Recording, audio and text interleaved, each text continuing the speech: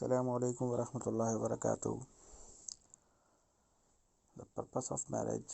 Marriage is a natural necessity for every human being. It bears many good outcomes, of which the most important ones are the formation of a family through which one can find security and peace of mind. A person who is not married resembles a bird without a nest. Marriage serves as a shelter for anyone who feels lost in the wilderness of life. One can find a partner in life who would share one's joy and sorrow. The natural sexual desire is both strong and significant. Everyone should have a partner for satisfying their sexual needs in a secure and serene environment.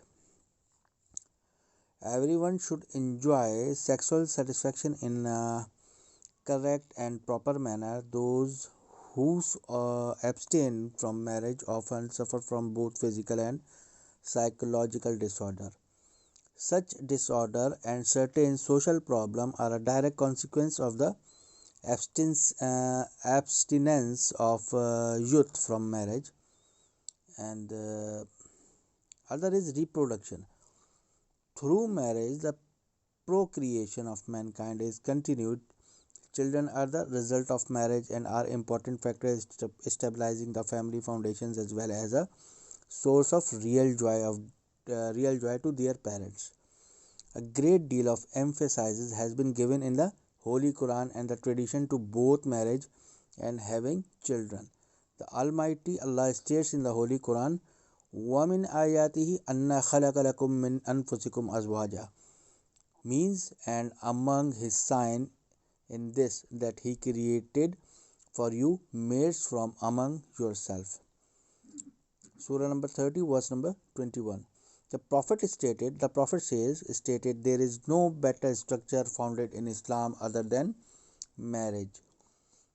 Hazrat Ali alayhi salam stated, engage in marriage because this is the tradition of the Prophet of Allah. The Prophet of Allah subhanahu wa ta'ala stated, whoever chooses to follow my tradition must get married and produce offspring through marriage and increase the population of Muslim, so that on the day of resurrection I shall confront other ummah with the great numbers of my ummah. Imam Reza alayhi salam stated, the greatest gain for a man is a faithful woman who, when she sees him, becomes happy and protects his property and her own honor in his absence. What has been dealt with so far in this chapter has been only the worldly and animalistic side of marriage, which the animals also share. The benefits of companionship and reproduction as such. The true purpose of marriage for the human rear is of a different kind. Mankind is not a mean to have entered this world solely in order to eat, drink, sleep, seek pleasure, or act lustfully, and then to die and be destroyed. The status of man is higher than such deeds. Human beings are mean to train themselves and their souls by gaining knowledge, committing good deeds, and behaving with good manners. Man is mean to take a step along the straight path to achieve nearness to Almighty Allah. Mankind is a creation that is able to cleanse his soul, and by avoiding evil deeds and exercising good behavior reach a level of such high status that even the angels are not able to attain. And man is a creature that is internal. He has come to his world so that by the guidance of the prophets and the implementation of the programs set by the religion of Islam, to secure his happiness in this world and the hereafter, so that he could live a peaceful life in the next world internally. Therefore, the purpose of marriage should be searched for in his spiritual context. The aim of marriage for a religious person should be a means of avoiding evil deeds and purging one's soul of sins. It should be a mean of acquiring nearness to the Almighty Allah. It is in the context that a suitable and good partner assume an important role. When two believers through marriage form a family, their sexual relationship would benefit them in strengthening their mutual love and kindness. For such a couple, there would not exist any dangerous threats of sexual perversion, dangerous addictions, or unlawful deeds. The Prophet ﷺ of Islam and all of the Imams salam have laid great emphasis on the institution of marriage.